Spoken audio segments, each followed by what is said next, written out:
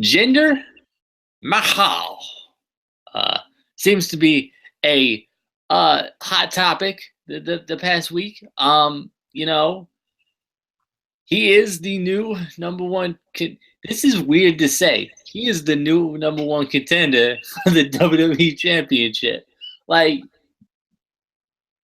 we just kind of wanted to come on and kind of talk about this a little bit because, like, I'm not against it. Like, I don't have anything against Jinder Mahal. He's just kind of there to me. But, like, to me, this just feels weird and, like, out of nowhere and, like, a surprise, which is weird because WWE doesn't do surprises anymore.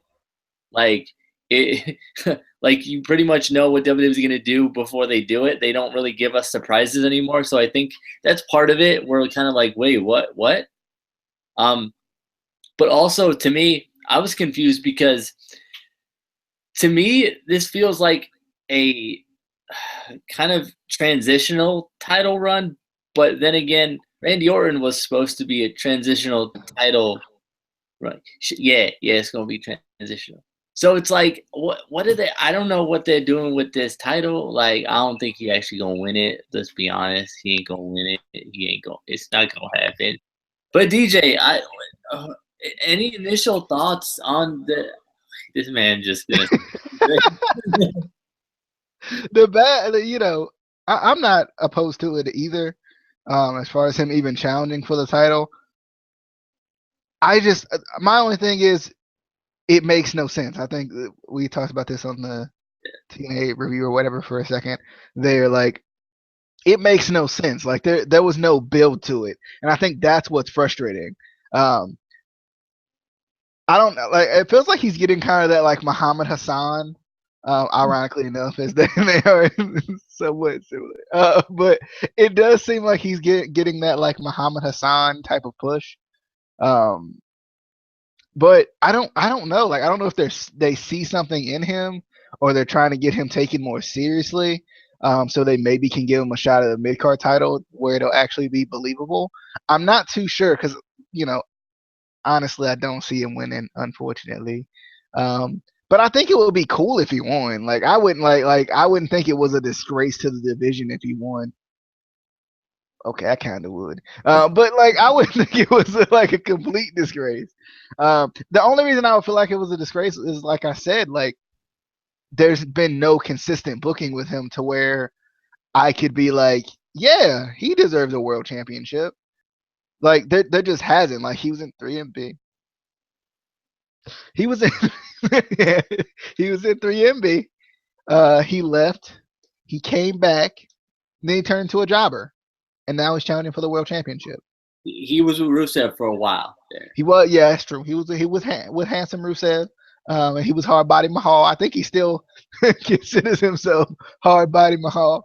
But I don't know. Like, I don't know how to feel about this because, like I told you, and like I kind of would tell anyone, we talk about all the time we want new people as champion. We say it so much. We do. We talk about how we want new people as champion. But then it's Jinder Mahal, and we're like, well, so it's a weird situation because like I wouldn't be opposed to seeing him as champion if there was some sort of more consistent booking with him. I think that's my biggest concern about this is like, let's just say he wins the championship. We're going to be like, so this jobber came in and won the championship. I think is the biggest issue. I don't know. It's kind of like if Heath Slater won the title, but then again, I guess you could go back to Heath Slater winning the tag team championship. Like, he was a glorified jobber for a long time, wasn't really doing anything, and it just kind of happened. But I guess too, Heath Slater kind of caught lightning in a bottle with the whole kids thing and all, like the whole like free agent Heath Slater thing. Whereas I don't know if Jinder's caught that lightning yet. But then again, I wouldn't be upset if Jinder Mahal won the title via shenanigans and dirty tactics with the Shearer brothers. What the Bollywood Boys? That's their actual tag team name. I wouldn't be mad about that because that would make sense. Like, okay, yeah, he's been struggling. Like, okay, so he had to bring it back up, to get him to that point. And that's how he won the number one contender shot anyway. So I don't know. I wouldn't be mad about it. Like especially if he won it, if he won it clean, a little bit. But like if he won it in a dirty way to where the Bollywood boys helped him out in some form or fashion, I think that would work out. And then plus that would actually help the Bollywood boys out a lot because they kind of just been there. So I mean, as entertaining as they are, they've kind of just been there, barely. like they've just been there, but barely because they haven't been around. So I feel like they could definitely do something with this if they're smart about it. But will they be smart about I feel like at this point it would make more sense, and it still wouldn't make sense if James Ellsworth just randomly came out with the title and they said he won it on a house show? That would make more sense than Jinder Mahal randomly bruh. Well, too, at least that was it's kind of like with James Ellsworth. At least there was some sort of build with him. Now, I would say that would make more sense if we put it back, when he was doing his whole thing, his whole shtick or whatever. But I think that would have made sense back then too. But with Jinder Mahal, I feel like that it's not gonna be logical. If he wins, it's not gonna be logical. And like I said, there's got to be something to make it a little bit more sensical, as him winning it dirty. But also to me, the Bollywood boys randomly helping him was wait, what, why though? They were losing and they weren't being booked well, but the fans liked them. It wasn't like the fans were turning on them or anything. It just didn't make sense. Well, and they could play that whole we haven't been noticed yet type of a thing, but they have to play that. They can't be we've always looked up to Jinder Mahal. They can't say that. Please don't do that. There's gotta I think if they're gonna do it that way, because a lot of times even people we won't get noticed until they do something like this. Yeah. It was kind of like Kevin Owens' debut a little bit. Yes, we knew who he was. We were excited about him, but in order for him not to get lost in the shuffle, him turning heel immediately shot him up to the top. And I feel like they could do that with the Bollywood boys as far as aligning him with Jinder Mahal. But yeah, and if they book it right, I think them teaming up as a faction could work. If they book it right. I mean, they should go ahead and put Daivari in it too. But again,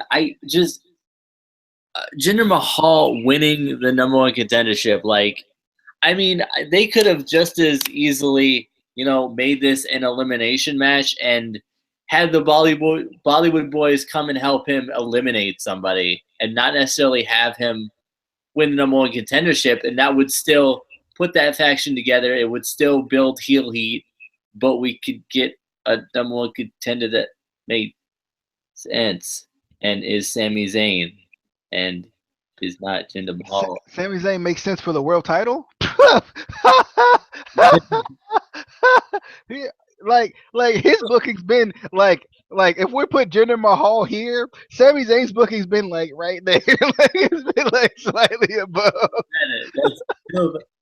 But who was even in this match that would be really believable though? I felt like nobody was in it. Maybe Mojo because they've been pushing him but even Mojo, no. I just felt like there was nobody in this match that was really oh yeah, he could. No. Who was in this match specifically? See, like I said, I haven't watched SmackDown yet because I know it was Mojo, Jinder, Sammy. Who else was in this match? See, yeah, Mojo would have made a little bit more sense too. And I think that's who I felt was going to win, even though I haven't watched the show. I don't even know who's in it, but I think from a a logical standpoint, I think I heard that Mojo was in it. Would have made a lot of a lot more sense. Let's see, here we go. Dolph Ziggler, Sami Zayn, Luke Harper, Eric Rowan. Either of the members of the Wyatt family, to be honest. Just Yeah, because like they're trying to they're trying to help out. Well, technically Bray's not there anymore, but still like you know what I'm saying. They're still like fighting for his honor or whatever. yeah. I could definitely see either one of them winning, except for Big Red.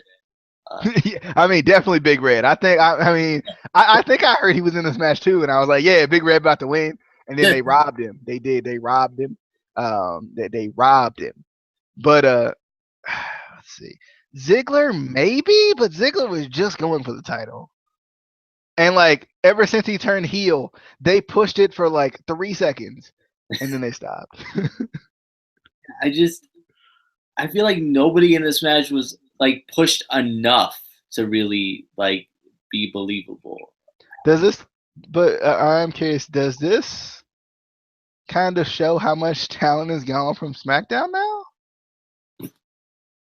I mean, but Raw still sucks though.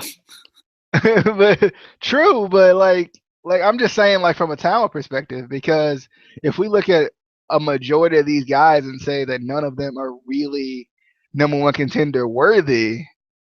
I mean, I don't know if the talent has necessarily left. It's just we have the guys that WWE hasn't pushed yet or at all. Like I think they have the talent. It's just, bruh, you need to push them. And Yeah, but then again, you know, they could do something with this where it's kind of like Neville, where like Neville wasn't doing anything when he broke his ankle. Like he was just kind of there. Like he was like, oh, he's from NXT, love him. He can fly around and stuff. So he was like kind of just not doing anything, and then when he came back, everything completely changed. So I mean, sometimes you just need something like this. You need that big win with the help of someone else per se, to like help you finally get a push. Now, albeit Neville was pretty doggone good at NXT, but like if you don't know who Neville is, as far as like you don't watch NXT, like I mean, this would be a perfect time for them to build Jinder Mahal. But then again, they had 3MB. I can't get over 3MB. Like I think that's what's gonna have me. Like, but then again, Braun Strowman was a rosebud, so like I mean, I don't know.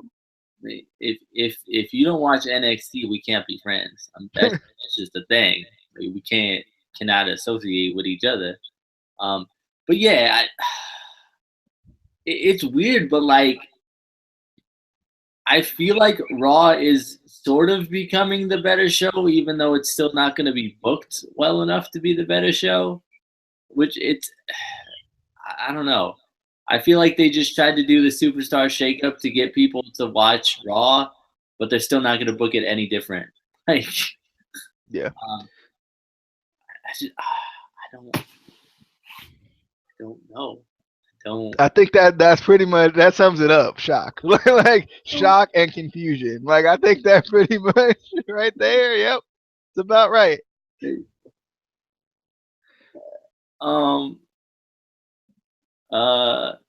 Yeah.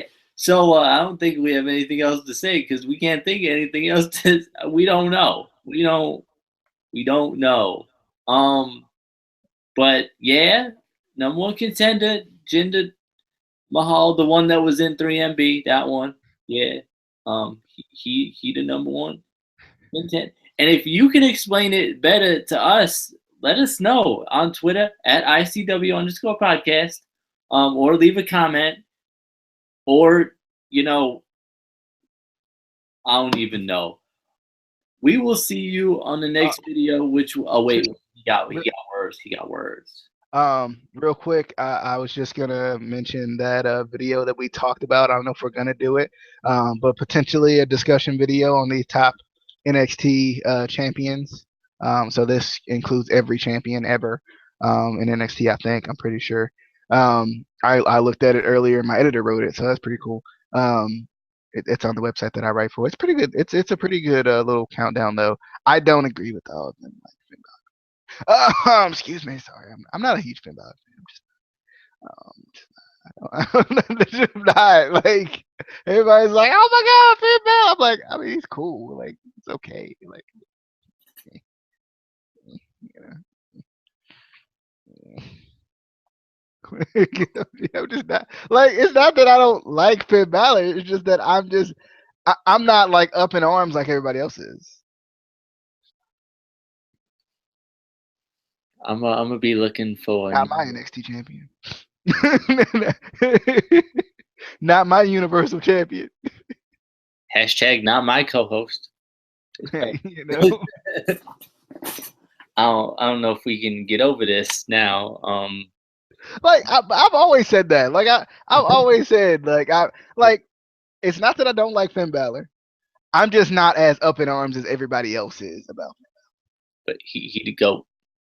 Nah, that's Josh Matthews, bro. Come on. Hashtag Team GOAT. All right. I'm gonna need to, figure out why this man don't understand that Finn Balor is the GOAT, greatest of all time, except for Ricochet. They both the GOATs. They in the farm, as I like to call it, the GOAT farm, the greatest. We're gonna see you on the next video, which will probably be NXT tomorrow, and then at some point we'll do that video talking about the top whatever titles in NXT.